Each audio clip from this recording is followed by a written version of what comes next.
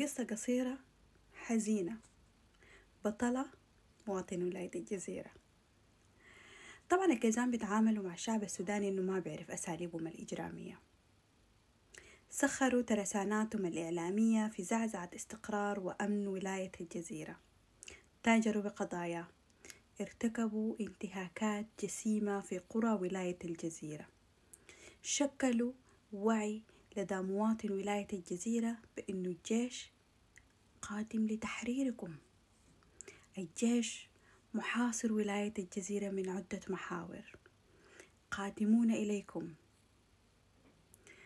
ولكن المواطن البسيط اكتشف حقيقة إنه لا في جيش ولا في تحرير ولا في حصار، لكن في ميليشيات بتعتدي عليه وبتنتهكه وبتاخد حقه. والآن الكيزان عشان يغطوا على هزيمتهم وعلى فشلهم بينتقموا من مواطن ولاية الجزيرة.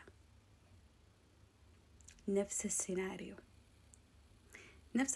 اللي حصل في الفاشر، في الجنينة، في جبال النوبة، في كردفان، في الخرطوم، في القطينة. الكيزان ما عندهم مواطن مهم.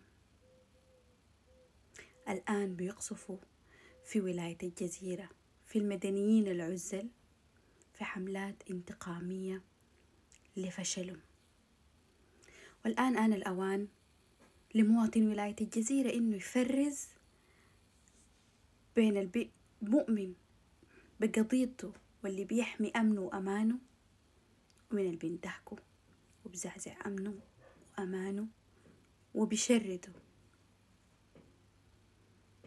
فتكم عافية.